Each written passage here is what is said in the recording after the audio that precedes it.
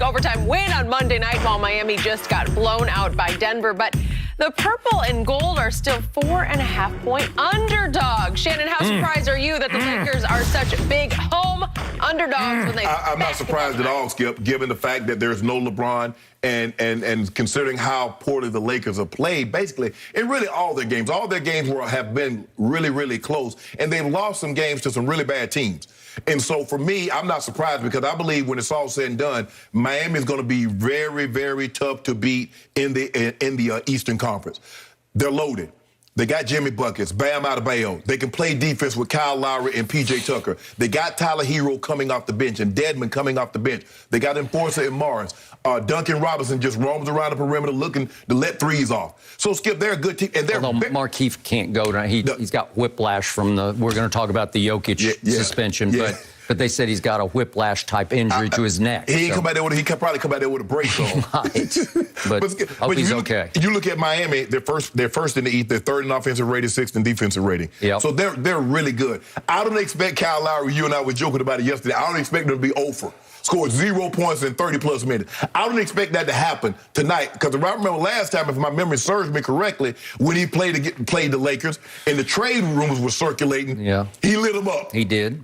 Everybody likes shooting in our building, so hopefully Camelo can keep shooting. So, but Skip, for me, I don't have a problem with this. I'm not surprised that they're 4-point favorites, and considering that we got a guy that sometimes plays with the other teams, even though he's dressed in purple and gold. Oh, that guy. Yeah. So I'm not surprised at all. But speaking of that guy, Wes Brick. He's a cinch first ballot Hall of Famer, I believe you think, right? Yeah. Is there any doubt about that? Can he undo that as a Laker? I don't think so. I don't know how you not, Skip. He's a member of the 75th anniversary team. He's one of the 75 greatest players. Okay. Is Anthony Davis a top 5 player? Because that's what you always tell me, right? Well, he's playing like it now. I mean, what, he's 28 and 12 right now? Well, he's 24 and 11. Okay. I mean, but lately he's come alive. He's been a monster. And he had 5 blocks, and there have 3 been steals. Times when I hear you talk across the table, and I think you're making the case that he's slightly more valuable because he's younger than LeBron is at this stage and age of LeBron's Well, he's career. playing right now, so the value is always. Well, I got it. Okay, so you consider him top 5, okay? And with Westbrook, and then there's Carmelo Anthony, who is making 64% of his threes at Staples. Think about that. That's unheard of, uncharted territory. Unfathomable. Right. 64% of his threes at home. He's averaging 21 points a game at home. That's 6th man of the year kind of stuff, right? Yes. At least in the early conversation. Absolutely, yes. Okay. So this is the hottest he's ever shot the basketball, right? You can have Denver, you can have Knicks. Oh, yeah. He's never been hotter than he is now. I can make a case of all the basketball I watch, and I just watch it like crazy every night. He's the hottest shooter in the league at this moment. Right. The hottest three-point shooter. It's not Steph. It's not, Dame or whoever else you want to talk about. Trae Young, the normal cast of characters that we would think with great three-point shooting. Right. Melo shooting the ball at a high percentage. As a matter of fact, Skip, he's shooting a higher percentage from the field than at any point in time in his career. Okay. Is Melo a Hall of Famer? Yeah. I'm pretty sure he is. Absolutely. Okay. Which brings me to another guy that you say is a slam dunk Hall of Famer, and that's Dwight Howard. Right. And he's still playing at a pretty high level. Yeah. He only plays 14 minutes, but he wreaks havoc for 14 minutes. So you have a Hall of Famer, you have 2 Hall of Famers coming off the bench. You have 2 future Hall of Famers in your starting lineup. One of those, a current top 5 player. Yeah. And the other has averaged a triple-double for the last 5 seasons. And by the way, speaking of Russell Westbrook, he's now averaging 18, 9, and 9. So he's on course. He just might do it again. Yeah. He might average a triple-double for your Lakers. But here's the thing, though, Skip. You're missing the king. So let me ask you a question. Let's just say, for the sake of argument, the Rams come to town, and they still have Mike Evans, Chris Godwin, Antonio Brown. The Bucks? The Bucks. Yeah. The Bucks. Mm-hmm. But there's no Tom Brady. Mm-hmm. Who do you think is going to be favored in that game? Okay, but obviously Tom Brady's position is more valuable than LeBron's position. He ain't more valuable than LeBron. Yes, he is. He ain't. He's won 7 Super Bowls, I don't 6 care. of them with fourth-quarter game-winning drives. And my guy, overtime. He's got 4 and he's lost 6 finals. Don't go there. I'm sorry. Skip, all I'm saying is, let me ask you a question. If LeBron is playing, do you believe the Heat would be favored? Yes or no? I believe it would be a pick'em type game because the Heat are off to a very good start until just lately. And I want to put this in perspective. You realize that the Heat, 2 games back, lost at home to a Celtics team that looked like it was in disarray. And all of a sudden they came together at Orlando, and then they go to Miami next night and they win 95-78. So Kyle Lowry's team, Jimmy Bucket's team at home, scored only 78 points and lost 95-78. Are you kidding me? And then they did beat Utah. That was a quality win at home. But then just the other night, they go to Denver and they get blown out 113-96. So 2 of the last 3 games, they haven't looked like the best team in the East, right? Yeah. Even though their record is now tied with the Bulls and, believe it or not, the Wizards for the top of the East at 7-3. But they have lost 2 of their last 3 games. Montrez balling. Well, is he? Yeah. Kuzma balling? No. Montrez, because he's playing like he played when he was with the Clippers, like 32 minutes a game. So would you like to rescind that trade and send Russ back and get those players back? No, I want to rescind the trade and go get Buddy Hield. Okay, well, there you go. But I want to keep Trez. I think we could have kept Trez. Okay, so obviously this all comes down to one player and one player only. The reason the Miami Heat are 4.5-point favorites is because of Westbrook. And he is a cinch first ballot Hall of Famer. He's almost averaging a triple-double, but he is leading the league in turnovers. Yes. And he's shooting 25.6% from 3, which ranks 147 of 157 players. It's abysmal. He is the worst superstar jump shooter I have ever seen, and it ain't close. Yes. And his free throw shooting isn't much better at 64.2%. And his even from the field shooting, which should be somewhere around 50, is down at 41%. That ranks 135th of 136 players. Skip, even if he was like, let's just say he was like 47%, I think that's a good field goal percentage for a guard.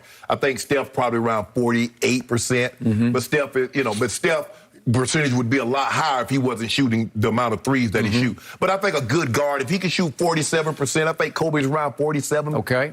Something like that. So I would like to demonstrate for our faithful viewers exactly why the Heat are 4.5-point favorites. Could we see the 5 turnovers just in the fourth quarter the other night? Yeah, why you do this, man, like this, man? These are the 5 turnovers just in the fourth quarter. Russ? Russ, hang on to the basketball. You just dribbled it on the out-of-bounds line. No, he went back court. Oh, I think he dribbled on the out-of-bounds line. No, I think there's another back court. But that time he just dribbles it off his foot out of bounds. Russ, this is... He going to throw this one and hit Sean. Hit Sean right in the chest. No, he threw it such a bad pass that it was already out of bounds. Russ, don't do this. Have a plan. He had no plan. He had no idea where he was going with the basketball. Those are the 5 turnovers. Could we also see, just for our viewers' edification, the 10 missed shots the last game? 10 missed shots. Remember, they had a 14-point lead in the fourth quarter of this game, but he ends up missing 10 shots. Ooh. Well, that's like a LeBrick, except it's a Westbrook. Stop it. Yeah.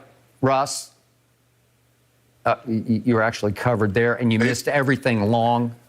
Russ, no. He's not even making the shots at the rim anymore. Whoops. Westbrook, he is left-handed, but he couldn't get it up on the rim. Russ, no. Well, he might need to start shooting left-handed because the right hand sure ain't Here's a dare you. Here's a dare you shot, and it's just a little short. Russ, we dare you to shoot that, and it's almost an air ball. Russ, we pretty much dare you to shoot that. He tried to go glass because that's his shot. That's his safety valve, right? And he missed it. So there are 10 misses and 5 turnovers in the fourth quarter as they blow a 14-point lead and went to overtime. And then Russ had the audacity after the game to defend himself because he got involved in a little altercation. He and Melo, it was just bizarre. And Russ got into it with the referee, and somebody was talking to him like a child. Well, you were acting like a child. Yeah, the referee skipped. The ref said, "Okay, Russ, that's enough." But Russ is the kid, like keep trying to explain. Yeah, that's enough, bro. So he gets a technical, and all this contributed to the comeback. Yes, because you gave up 5 points on 1 possession. With the clock stopped, I might add. And when Russ was second-guessed about this by a media member after the game, his reaction was, "Who won?" Well, yeah, you won the game finally, but you had a 14-point lead, and then with 5 minutes left, you had a 9-point lead. Right. Really? But Skip, we saw this the other day when they asked him what happened when he threw the ball away, and he told the reporter, "You watched the game, you saw what happened." Now I want you to explain it. You out there. What were you thinking? Yep. Don't worry about what I saw. I know what I saw. I saw you try to play hero. That's what I saw. I saw you had Carmelo Anthony who was ghost pepper hot. Yep. And I saw you try to Euro step over correct. 4 guys Yep. and throw the ball out of bounds. That's what I saw. Now I want you to explain it to me in your terms. I know what I saw. This is all a product of what the Oklahoma City Thunder early on let Russ get away with in his post-game interviews because they protected him. They shamed media members. They let him shame them. They let him be scathing in his responses and rebukes of media members to their face. Right. And after a while, it just had no class to it to me. He was not taught to have any class in the way you treat people with some respect. Right. Because he's a superstar, and once he started averaging triple-doubles, it was over. Right. He could do whatever he wanted to do. This is a new town, and even though it's his town, it's a different stage. You can't get away with that kind of behavior or misbehavior on the Lakers stage. And KD once averaged 32 points in a season. Yeah. Playing with a guy that averaged about 5 turnovers. God. Yeah. See, KD, that makes his best player on the planet case even stronger. Man, KD held him by 2 more MVPs. That is true. It's why I told you he left because of this guy. He said, I just can't do it with this guy because he gets to bring the ball up. And think about it, Skip. As great as Kevin Durant is, he couldn't.